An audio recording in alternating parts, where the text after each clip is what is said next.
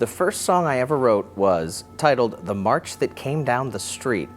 I was about 6 or 7 years old and had been taking piano lessons for about 5 or 6 months and realized I wanted to start writing my own songs.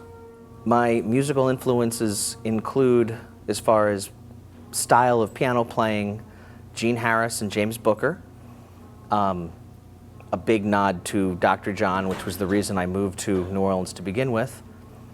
And also for songwriting and performance, I would say Alan Toussaint would be one of my biggest influences, along with some, non-traditionally jazz people like Elton John was a huge influence, and Fats Waller as well.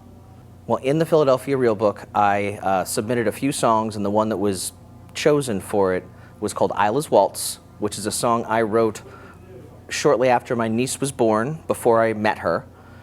And if anybody wants to try to perform it or play it, I would just say, make it your own. Change the key, change the tempo, change the time signature, because there's no wrong way to play any song. In my band tonight, I'll go in chronological order with who's been here the longest. On trumpet, I have Bart Miltenberger, who I was a huge fan of through high school. He was a performer, songwriter in a band called Fathead that I used to go see all the time. And when I found out that that was him, which was about a year after he was in the band, I lost it because I spent my weekends going to see this band as a teenager. After that would be Thomas Rassler on saxophone, who I've known the longest. Thomas is big with the education scene here in the Philadelphia area as the Reed instructor at GA, and also, as of this year, he's the faculty of Berks County Community College. And they're both, the way they play together, they have this chemistry, and the two of them together is unlike any other two horn players that I've ever worked with together. On bass is Mike Taylor, and he brings a fire that is kind of funny. He enjoys lecturing the audience during his solos, which gets to be kind of entertaining. And on drums, for about a past year and a half, is Guston Rudolph.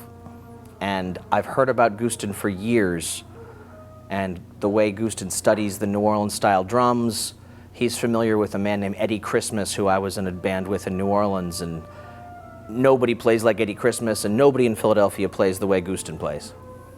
The way Philadelphia has been an influence on my music is the camaraderie, the fact that where I live, I can go hang out with a bunch of musicians during the week, during the day, and just the brotherhood of knowing each other and supporting each other and giving advice has been a huge, huge part, and networking that way, which is kind of a non-traditional way, I think, as far as other cities go, where you have to go out and spend a lot of money at the jam sessions and all that. I've found for myself in Philadelphia where it's hanging out and being a human.